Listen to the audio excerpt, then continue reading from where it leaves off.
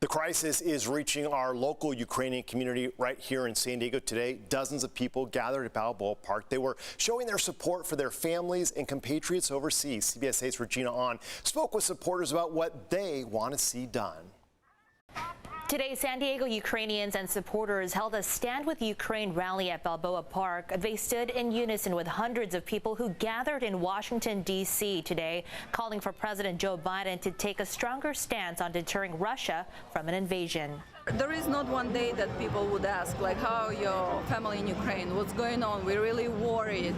Vika Pop and her daughter Sophie both came out to show their support. They say it's empowering to be at the rally, but the fear of the invasion of Russia to her home country, Ukraine, always on her mind. Did he invaded? What's going on? Is it started yet? Pop feels strongly about Russian President Vladimir Putin. The monster that seems so great and huge, which could be a Goliath, he doesn't have our intelligence and doesn't have our spirit. Donald Young says it breaks his heart to see this happen to Ukrainian people. He knows they want to be free and have their own country, but he's confident they will be fine. They have such great spirit, they'll get through this.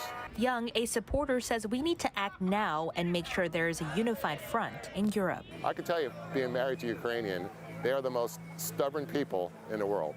If anybody thinks that they're going to walk in Ukraine and take it over and they're just going to lay down, forget it. These people will fight to the death. The San Diego rally was organized by a local group of passionate Ukrainian Americans. Today's gathering also served as a day of remembrance for those killed in the past 8 years while in conflict with Russia. In the newsroom, Regina Ahn, CBS 8.